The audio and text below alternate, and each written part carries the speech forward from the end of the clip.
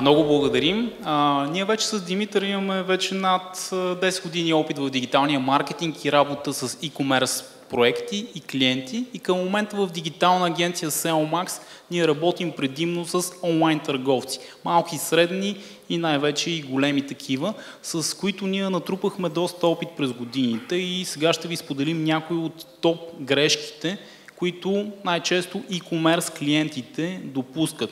Обаче, понеже за 20 минути няма как ние да успеем да покрием всичко, останете до края на презентацията и ще ви дадем да споделите и по-скоро ние ще ви споделим да сканирате един QR код, с който ще може да свалите 2 безплатни ресурса, подготвени от нас и сигурно там ще ви дадат още повече информация на базата на това, което ви говорим днес. Така. Започваме с бито. Напоследък много актуална тема, по която говоря и с клиенти, и въобще тема, която много ме вълнува, е свързана с калкулациите. Калкулациите на бизнесите, които всъщност са една от основните пречки всъщност да стигнете до големите обороти. Тук в залата, съответно и сред гостите има хора, които са ги достигнали и те много добре знаят всъщност какви са големите проблеми и че докато стигнем до там си има доста дълъг път. Тук съм ви извадил някои от въпросите, които се оказва, че и с ден днешен има търговци, които не могат да отговорят точно на тези въпроси и не знаят какви са цифрите. Без да знаят какви са цифрите, няма как този бизнес да се развива добре. Това са колко е крайната цена на продукта, колко е себестойността му, средната стойност на количка, разход за реклама за една поръчка, допълнителни разходи към бизнеса, разходи за доставка, проценти за връщане, за които говорихме и въобще разхода за реклама спрямо целия оборот. Тези въпроси продължават с ето няколко коментара. Това са неща, които напоследък са ми се случвали и не случайно ги написах. Този месец може да отделим максимум еди си колко за реклама. Или другото, нека да сме около този разход за реклама. И тук обикновено винаги питам, добре, ако предположим, че през целия месец, ясно е, че рекламата по всички канали, продажбите, т.е. когато се работи с създаден търговец, тези неща се следят постоянно. И когато ги следиш, ти ги имаш тия метрики. И имаме клиенти, с които буквално сме вътре в тяхното ERP, постоянно знаем какво се случва всъщност с бизнеса и как той оперира. И въпросът ми обикновено е следния. Добре, ако този месец вървим с хикс брой поръчки или цената ни на поръчка за достигане на поръчка еди колко си, средната ни стойност на количката ти върви еди колко си, възвръщаемостта ти е еди колко си и тези параметри знаем, че за тебе са окей. Ти не си ли окей да дигаме бюджета, докато държим тия параметри? Или да сложим някакви буферни зони, до които може да си позволим да стигнем, след което да върнем назад? Обикновено отговора на това е да, съгласен съм. Но трябва време, докато всъщност търговецът го осъзнае това нещо, че всъщност не е въпроса колко пари той ще каже, че има, а да го направим в модел, в който да знаем, че този бюджет се изразходва ефективно за него и той води до необходимия ръст на бизнеса и до необходимата му възвръщаемост и отговаря на критериите, които си е задавал, съответните KPI. Така че това го слагам не случайно. Ако случайно не знаете някои от тези цифри или не си познавате достатъчно добре цифрите, или ако работите с фрилансъри, агенции или който и да е, оговорете се с тях. Не фокуса да бъде върху това всъщност колко максимум ще изхарчим, а дали това, дето ще го изхарчим, ще донесе необходимата ефективност и по-добре им кажете, харчете, но искам тези резултати в тези параметри, за да знам, че всичко е окей и че бизнесът ми се развива добре. Следващото нещо са платформите. И тук засягам готови open source custom. Няма едно решение за всички, това е ясно. В следващия слайд ще разгледам готовите платформи. Аз по принцип съм фен на готовите платформи, но има бизнеси, за които те не са подходящи, има бизнеси, които вече са им тесни, има бизнеси, които въобще изначално не могат да им се случат нещата, ако ползват готова платформа. Основните предимства на една такава готова платформа е, че всъщност вие получавате наистина платформата под форма на софтуер, който вие си го използвате с пълния му капацитет, с техническия екип, който стои с него, с всичките функционалности, които има, с нови функционалности, които се разработват и то се правят от хора, които следят този бизнес и знаят кое работи, как върви, знаят какво е търсенето, знаят какви са тенденциите и това нещо постоянно се надгражда. И реално вие го получавате това нещо и се фокусирате върху бизнеса, а не всъщност ще имам ли бък, тук нещо ще работи ли, плащанията що не работят, що сайта ми не се отваря и така нататък. Улеснение, това ви го каза, готови функционалности и лесно надграждане. От маркетингова гледна точка, за мен, поне като човек, който се занимава с маркетинг на различни проекти, е изключително улеснение да знам, че готовата платформа има модули, които това нещо всъщност е почти автоматизирано и сравнително лесно става. И като сложиш едни кодове, знаеш, че те работят. И оттам нататък, съответно, данните, които получаваш, защото това с данните става все по-голям проблем, да имаме точност на данните и да сме сигурни, че нещата как се случват. Не случайно вече дори работим и отделно с ERP-тата и следим всичко и там, нали, не само по основните инструменти, с които се следи. Регламенти, другото нещо, т.е. излязат някакви регламенти, нещо се променя, там нататък пак всички изпадаме в някаква драма всъщност, как ще си адаптираме сайтовете. Готовите платформи, това нещо го мислят много често, то е или безплатно и се включва в абонамента, или искат някаква допълнителна такса. И гъвкав сървърен ресурс, което всъщност при по-активни кампании е много полезно от гледна точка на това, че самата инфраструктура, на която са разположени, е така структурирана, че всъщност в зависимост от трафика може да се разпъне, да го кажем, така че да поеме необходимия трафик и сайта ви да е окей, да не пада всъщност точно тогава, когато това нещо не трябва да се случва. След още един слайд ще ви дам примери с неща, които сме правили като тестове за платформите, да видите всъщност до какви резултати води това. Пак казвам, има проекти, за които готовите платформи може да не са най-добрият вариант, но в много случаи, ако искате да тествате, ако в момента имате бизнес, който върви офлайн, но искате всъщност той да премине онлайн, е супер лесен вариант. Ако имате някаква бизнес идея, супер добър вариант. И има бизнеси, които могат постоянно да си на тия платформи. В ресурса, всъщност, който ще видите накрая в QR-кода, има една доста дълга статия, която всички тези неща са доста подробно разписани. Там съответно ще видите и различни типове платформи. Световна платформа, българска платформа, румънска платформа. Можете да ги прегледате, ако ви е интересно. Така, другото много важно нещо, пак преди големите обороти, продуктовата страница. Конкуренцията скача все повече и повече, което всъщност води до там, че ние трябва да сме наистина много добре подготвени с това как си представяме продукта. И имаме хубав продукт, знаем той какви проблеми решава, знаем от какви хора се ползва, знаем какви са му предимствата, всичко знаем. Въпросът е, че много често не го показваме. Много често имам случаи, в които чувам от търговци, аз този продукт го продавам супер добре, примерно по изложения, обаче онлайн не мога. Влизам в сайта, отварям продукта, отварям му сайта и питам, добре, така като го гледаш този сайт, той отговаря ли на всички въпроси, на които ти отговаряш лично, индивидуално на всеки един човек на дадено изложение, примерно. И точно това е и в продуктовата страница. Аз тук съм ви посочил няколко елемента. В този ресурс ще видите доста добри примери на лендинг страници, на продуктови страници, да видите как изглеждат, колко са добре направени и като дизайн, и като информация, колко всичко е структурирано. И тогава всъщност ти вече си имаш цялата информация, която ти трябва, за да можеш да вземеш решението за този продукт. И ето виждате ги. Снимки, видео, 360 вече почва да се сеща все по-често в онлайн магазините, подробно описание, визуални материали, често задавани въпроси, които са свързани наистина с... Тук съответно може да се говори с кол-центъра, може да се говори с хората, които обслужват поръчките, ако нямате кол-център, какво най-често питат, какви са възраженията, какви са притесненията, всичко това нещо да се опише. Доверие. Кои сте вие и защо всъщност да изберат вас? Дали наистина може да ви имат доверие или сте поредния скам? Клиентски мнения, реални клиентски мнения. Какви са възраженията? Сравнение вие спрямо другите, този продукт спрямо другите на пазара и така нататък. Оферти. Тук съм ви дал примери. Не говоря, че това трябва да са, но този пример примерно е нещо, което в продуктовата страница може да ви помогне да увеличите средната стойност на количката. примерно за 2 броя, ако се купят 10%, ако купят 3 броя, третия да е с минус 50% и така нататък. Има много варианти. Вече въпросът е вие да го помислите как да си го структурирате при вас по-добре и така, че да отговаря на бизнеса и пак се връщам в началото на калкулациите. Гаранции и политики за връщане, много важно. Брояч за промоции, когато има промоционални кампании.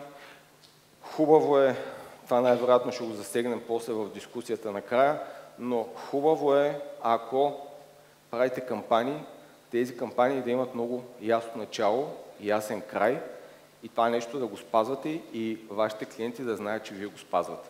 И че няма и този месец, и другия месец, и по-другия месец винаги да видят всъщност промоцията. Но това ще го коментираме после. Условия за доставка, бъндъл оферти също, ако има подходящи, пак да увеличите средната стойност на количката, допълващи продукти и така нататък. Ето единия пример. Тук става въпрос за магазин, който е в ниша, няма да казвам магазина кой е, мода. Бяха на една платформа, по наш съвет преминаха на друга платформа. Старата беше Joomla. Това ще кажа само, това говори само за себе си.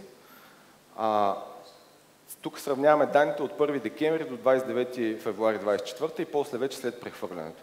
И виждате разликите. Времето в сайта скача, engage сесиите скачат, conversion rate скача много драстично. Съответно, когато тези показатели са окей и те се подобряват, тогава вече може да си позволите да инвестирате още повече в реклама.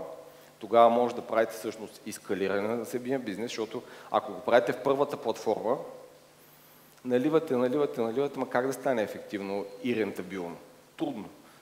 Вече като това нещо е окей, като виждате подобрението в показателите, може да се направи. Тогава се струва вече, когато основата е добра, да инвестирате и в SEO. Пример номер 2. Секция Дом и градина. Тук правим АБ тест. Клиента има къстъм сайт, изграден, уж окей, всичко изглежда привидно нормално. И решаваме пак да направим тест, абсолютно същата продуктова гама, като тази, която е в първия сайт. Слагаме нов бранд, нов домейн, правим сайта наново на готова платформа. И това са данните на абсолютно чисто нов сайт, който започва да работи за един и същи период сравнение. Тест 2 в аксесуари и бижута. Много драстична разлика. Стар магазин на open source платформа, след което пак правим АБ тест, чисто нов сайт, не да го прехвърлим, чисто нов сайт на готова платформа и това са му резултатите. Пак виждате периода, за 6 месеца новия сайт прави по-добри резултати, отколкото стария. И ясно е, че това са платформи, които са имали проблеми и така нататък, но всъщност готовата това ви решава. Но, когато вече станете по-сериозни, тогава със сигурност трябва да обърнете внимание повече на платформата, тогава може и готовата да не ви е до там окей, и там си има по-различни решения, за които всъщност пак ще говорим в дискусията. Маркетинг, тук набързо ще ги мина нещата, за да може да обхванем и SEO, затова казвам, гледаме да сме максимално сбити. UGC съдържание. Потърсете, предлагам ви да го направите още от сега, защото наближава Q4, съответно всички искаме да продаваме тогава, всички искаме да имаме добри обороти. Търсете максимално много лица, без значение колко са инфлуенсъри, каква им е аудиторията, хора, които смятате, че снимат добре, смятате, че отговарят на вашия бранд, чисто като излъчване, като начин на комуникация, дори да имат много малка аудитория.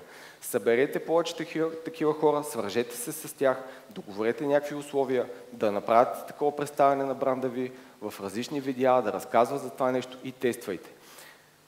Повече такива лица, оттам ще се откорят най-вероятно няколко, които ще ги наречем условно бестселери, които наистина се справят добре, след което с тях работете по-дългосрочно. Може в последствие едно от тези лица да бъде и лице на бранда. Това вече е въпрос чисто бизнеса как се развива и как си представяте всъщност да бъде, дали да е едно лице или да е по-работещо, ако има повече различни хора, които го правят. Reels видеа, това е нещо, което със сигурност много работи да го пуснете на реклама, такъв тип като рилсовете, директно на реклами. Това нещо събира супер много аудитория, тази аудитория после се ремаркетира, рилсовете работят директно за конверсии, ремаркетинга му се сваля цената и работи за конверсии. Така че със сигурност ви го препоръчвам. Ако този тип стратегия не сте си я приложили, приложете я, това нещо работи и наистина дава добри резултати. Тествайте много креативи, видеа, статични изображения, вижте кое работи по-добре при вас и заложете повече на него. В един момент, ако видите, че видеята работят добре, обаче акаунтът се захрани с повече информация, пробвайте пак с статичните, може да има изненади, така че тествайте. Болт или таргетът аудитории, това пак е въпрос на тестове. Това, което ми прави впечатление, за нови акаунти повече работи по-таргетирана аудитория, за акаунти, които са с повече данни, които има повече минали конверсии, харчат се по-големи бюджети, обикновено брода винаги бие, но естествено пак зависи как са ви структурирани самите акаунти. Оттам нататък, когато вече имате работещи реклами, уинери, които ясно работят добре и имат добра цена на конверсия, почвате ескалирането. И последно, и оттам давам думата на Петър, Customer Lifetime Value. Маркетинга вече се променя все повече в тая посока, т.е. вече не ви е достатъчно да го спечелите този клиент, за да може да направите първа сделка с него. Защото много често първа сделка може да е на минус или на нула, в добрия случай, след което вие трябва да можете от този клиент да изкарате допълнителна стойност, т.е. той да си купи пак от вас. И в тая посока трябва да се работи активно. Така че това трябва да ви е много сериозно заложено в цялостната стратегия на бранда. И Петю, ти си. Преди около 10 дни се прибрах от Китай и нещо, което ми направи впечатление е, че последните 4-5 години там лайв шопинга тотално доминира. Но разбира се, там имат по-специфични платформи, които някои се използват като социални мрежи. Но нещо, което виждаме дори и тук, че дори в TikTok имаме опцията за лайв и там някои от хората почват да го използват активно и за лайв шопинг. Така че лично аз смятам, че това е нещо, което трябва да се погледне, нещо, което може да стане голям хит или бум именно тук в България и в Европа като цяло, така че може да се тества. И така минаваме малко към техничните неща и може би малко по-скучните неща, като понеже няма много време, ще премина по-бързо през най-често срещаните грешки в SEO, като принципа, който според мен трябва да гледате нещата е да ги разделите на 5 етапа, защото те са доста различни типове грешки, които може да има, когато става въпрос за онлайн магазини и онлайн търговци като цяло. Много често едни от грешките са при индексиране и обхождане и тогава, когато всъщност имаме crawl budget, който трябва да оптимизираме по най-добрия възможен начин. Вторият етап е структура на сайта и като цяло вътрешно налинкване. Третият етап са по-технически неща, които са свързани с on-page оптимизация. Четвъртият етап е съдържание или много често най-сериозният проблем, който се открива е дублирано съдържание. И петият етап е off-page или това всъщност, което е извън самия вебсайт. Така, ще премина много набързо през основните неща, след което ще ви дам да сканирате QR кода, да си свалите подробните ресурси, които ще ви дадат още повече информация. Така ли, че тази презентация ще имате, така че може и нея да си я свалите и да го прегледате по-подробно. Най-вече някои от сериозните грешки, които има в онлайн магазините, са именно счупени или пренасочени страници. Много често има също така временно неналични продукти, които дават 404 страница или ненамерена страница, вместо просто надписа неналично, или дори може да има опцията да си вкараш имейл да получиш нотификация, когато продуктът е наличен. Много често има неправилни каноника от тагове, много често има значителен брой 404 страници, които всъщност са подадени към Google, обаче те като цяло връщат грешка. В същото време може да има и верига от пренасочване, когато примерно една страница препраща към друга, която препраща към трета, която всъщност не води до никъде. Може да има и също да се филтрират и примерно да се обхождат и филтрирани страници и такива сортирани страници, които всъщност няма никакъв смисъл да бъдат индексирани. Те са само за потребителски път. В същото време, от гледна точка на структура, много често URL адрес структурата може да е объркана, да не е логична, да не е изобщо user-friendly, да е много сложна, и в същото време може да има и много страници, които всъщност нямат външни или вътрешни линкове към тях, които няма начин потребителя да стигне до тях. От гледна точка на on-page или технически показатели, много често има дублирани метазаглавия, които трябва да са уникални за всяка една страница. Също така хедингите може да има дублиран хединг едно так или въобще да и липсва такъв, може да липсват alt текст на изображенията. Скоростта на зареждане е също много сериозен фактор, който трябва да прегледаме, защото много често, първо, това е кофти за потребителите, второ, това е също и лош сигнал за Google. От гледна точка на съдържание може да има много подобни категорийни страници, които имат много близко намерение за потребителите.